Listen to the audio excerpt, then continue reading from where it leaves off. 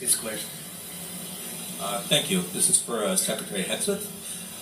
You gave a speech last month at a Pentagon town hall where you specifically talked at length about accountability. And I'm wondering, including even in the smallest things you said, and I'm wondering if now, as we have the Senate Armed Forces Committee asking for a report into the signal controversy, if you feel, as the leader of the Defense Department, you have any level of responsibility for what Marco Rubio and some other people have called a mistake.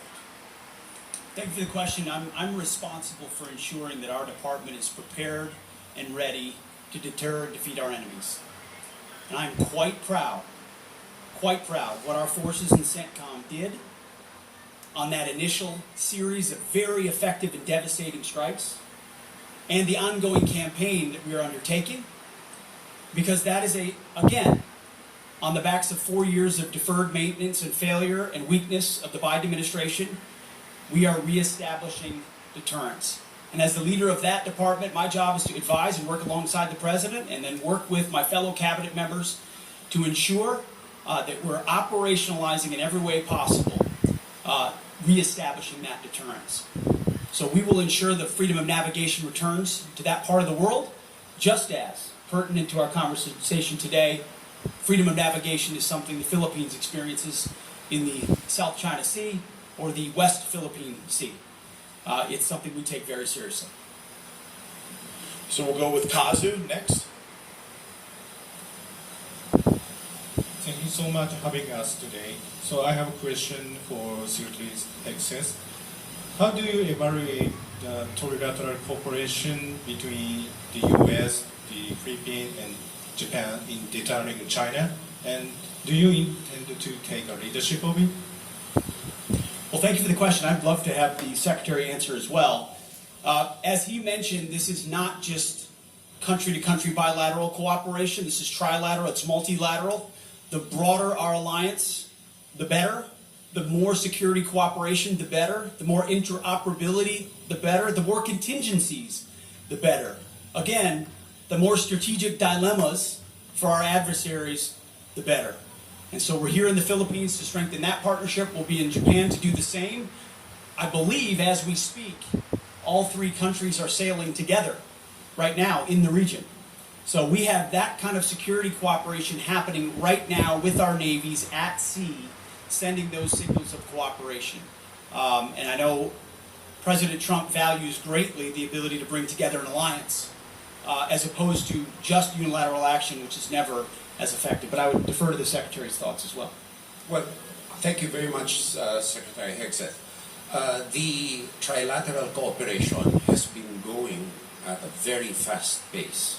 As a matter of fact, we also, aside from the multilateral cooperative activity right now ongoing, Japan has just announced its inauguration of the Joint Operational Command under General Nagumo, which is at the operational level a result of our trilateral partnership. A lot of activities are ongoing, and we are merging and meshing these capabilities together with Australia at a speed which we have not seen in a long time. For the last question, we'll have J.P. Soriano of GMA News.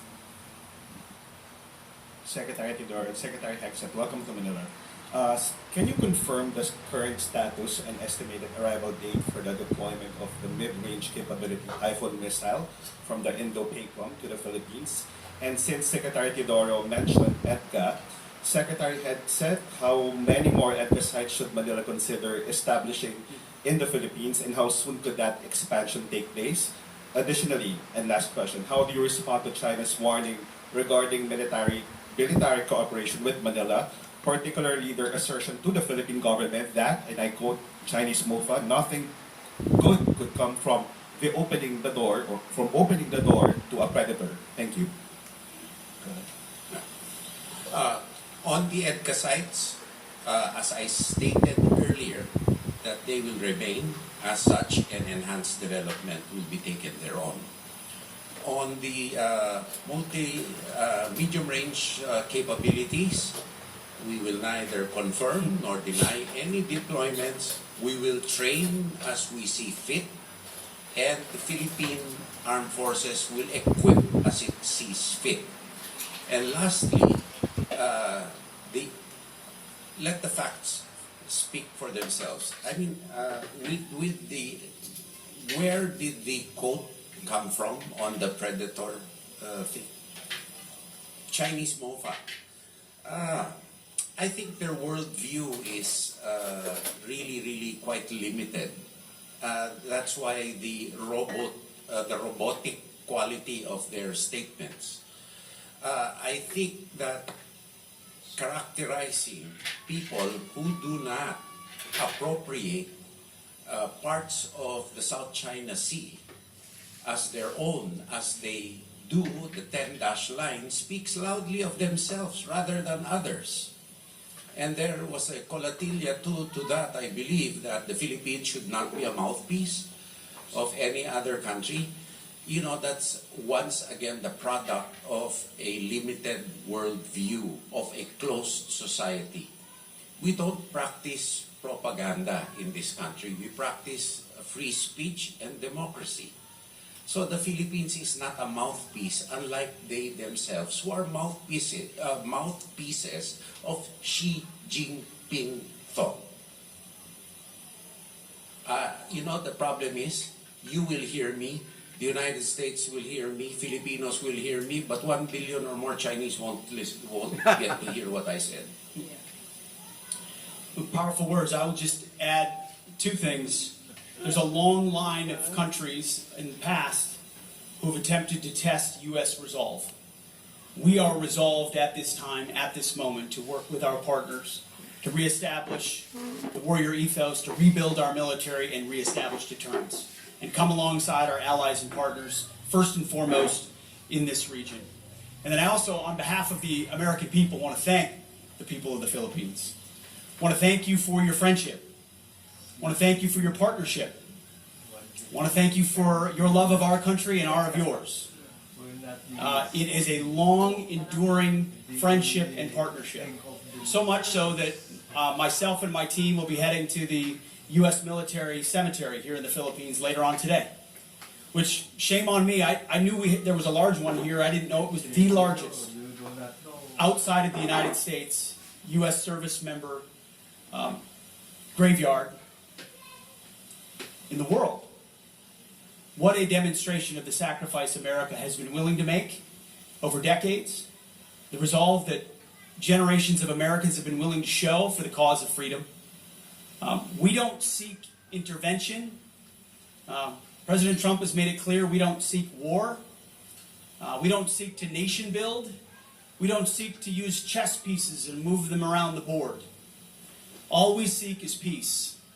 All we seek is freedom and cooperation and mutual benefit. And we find that in friends like our friends in the Philippines. But do not mistake our friendship. Do not mistake our belief in peace and our desire for peace for a lack of resolve. Too many have. And America still stands strong today and will continue into the future. So I want to thank you all. Thank you very much, sirs.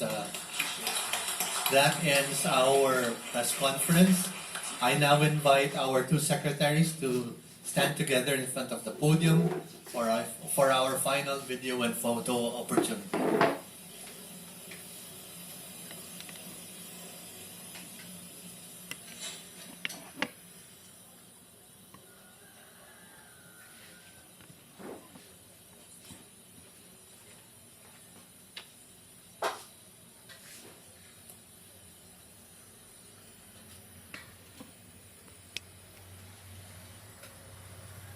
Thank you very much, sirs. I'd like to ask everyone to kindly stay in their seats until our two principals have left the venue.